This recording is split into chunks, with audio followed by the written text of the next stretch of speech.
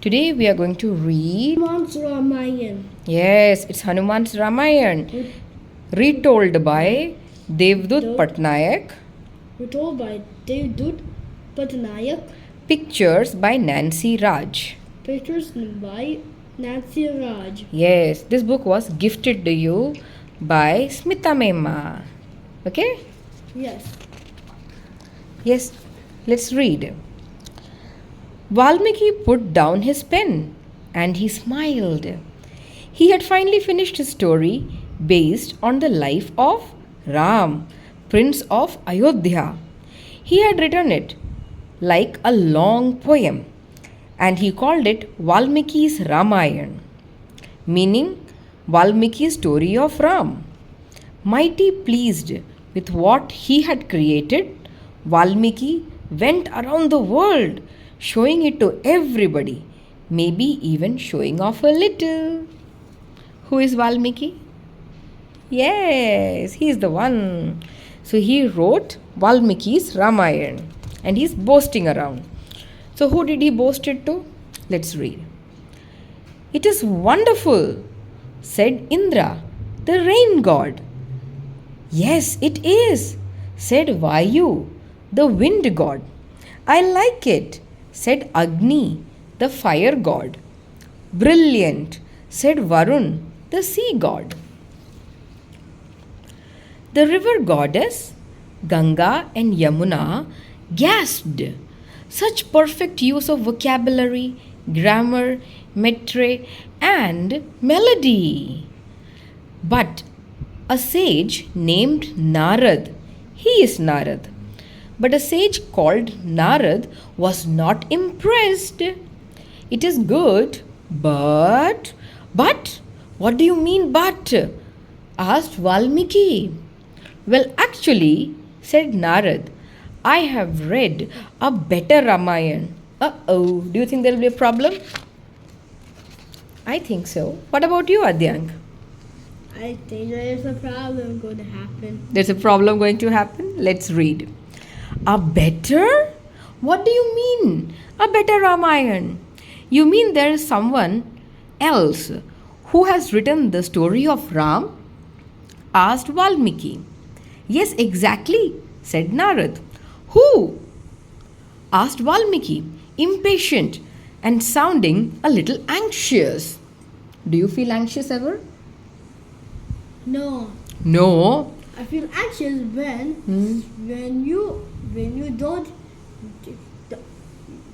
you are saying that I have pending work to do.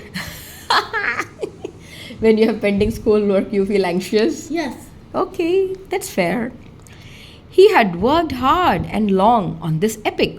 He thought he had written a great story about deities and demons, rulers, and the ruled, about people, about life.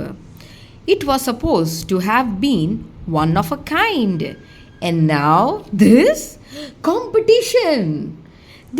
It was so unfair. Do you feel it's unfair? Yes. Why? Because he made a good epic novel about Ramayan, About Ramji. about Ramji, the prince of Ayodhya. Yes, and now there is a competition. So you feel it's unfair. Okay. Why do you want to know? Asked Narad. It's fair, right? Why do you want to know? You can be happy with your own Ramayana. Stop playing games, Narad, exclaimed Valmiki.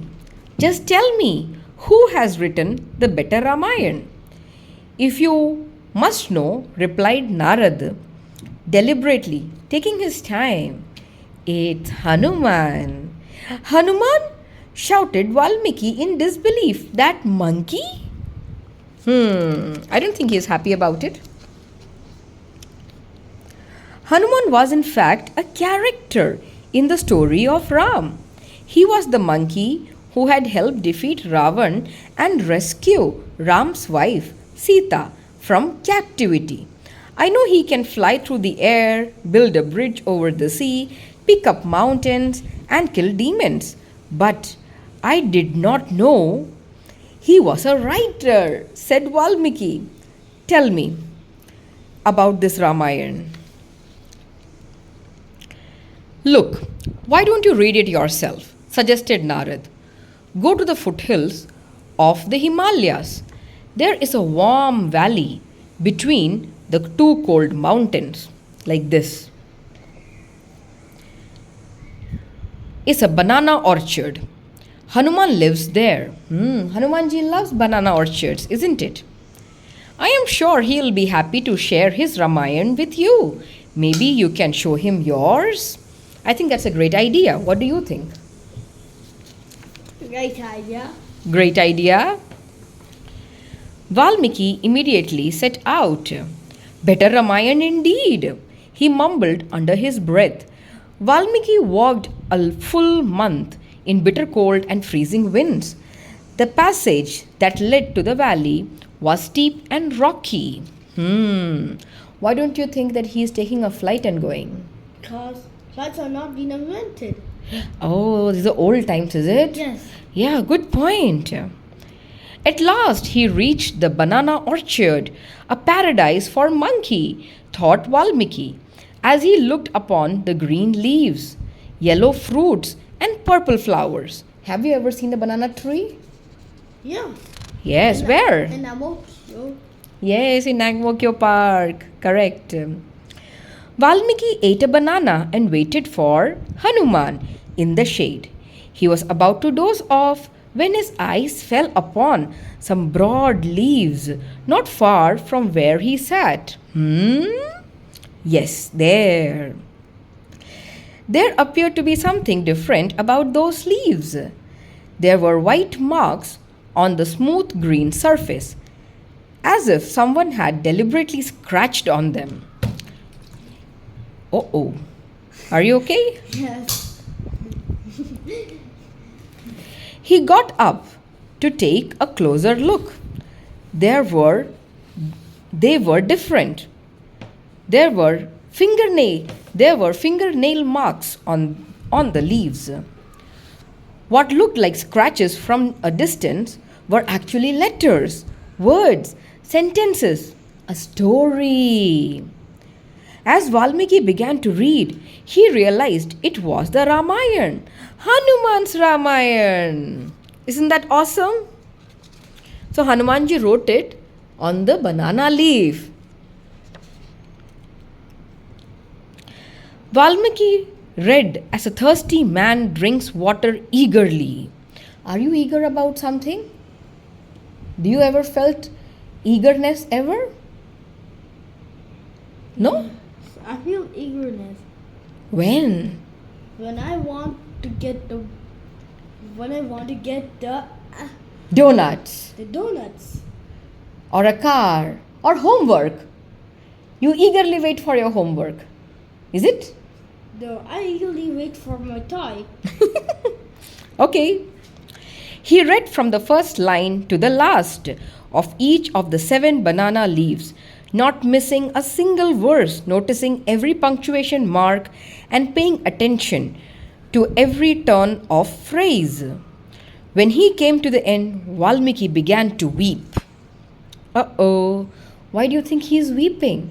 Is he jealous? Is he angry? No. Is he happy? No. He's feeling that Hmm? someone else wrote better than him. Oh. Tears flowed down his cheeks. He could not stop. He cried so much that the birds and the butterflies stopped what they were doing. Can we help? They asked. No, said Valmiki, pausing for a moment to blow his nose before he resumed weeping. As the sun was about to set, Valmiki heard a soft voice say, Maybe I can help? Who could that be? Valmiki turned around and found an old monkey. Who do you think is the monkey? Hanuman. Hanumanji. An old monkey looking at him affectionately. What is the matter, sir? The monkey asked. I am Hanuman, servant of Ram. Did someone hurt you? No, said Valmiki. Then why are you crying? Asked Hanuman. Oh, it is nothing, said Valmiki, suddenly embarrassed. There is something. Tell me, don't be shy, said Hanuman with an encouraging smile. Do you like to see somebody cry? No. No, nobody likes it. I just read your Ramayan scratched out on these banana leaves. It made me cry. Is it so terrible? Asked Hanuman, looking concerned. On the contrary, it is brilliant, said Valmiki. Never have I read a story so well written. These are tears of joy. Hanuman smiled and bowed his head in humility. Thank you, he said. But there is another reason why I cry, said Valmiki. Hanuman looked at him curiously. Taking a deep breath, Valmiki opened up his heart. I realize that reading your Ramayan, no one will read mine. Yours is much better. Oh, he's just crying because he thinks nobody is going to read his Ramayan now. Is it true? I don't know. Hanuman looked at Valmiki tenderly and gently touched his cheek as a mother would comfort her child. Then, before Valmiki could say a word, he stretched out a hand and tore out the 7 leaves on which he had etched his Ramayan, crushed them into a ball, opened his mouth, and swallowed it all in a single gulp. What have you done? Screamed Valmiki. You destroyed your Ramayan? It is lost forever. Why did you do this? Hanuman did not reply. He merely looked at Valmiki with a soft smile. Tell me, why did you destroy your Ramayan? Tell me. You see, Valmiki, said Hanuman finally. You need your Ramayan more than I need mine. You wrote the Ramayan so that the world would remember you. I wrote the Ramayan so that I would remember Ram. Since that day, people have been telling and retelling the story of Ram in words, in dance, in pictures, in song, in many languages, in places far away from where Ram is said to have lived.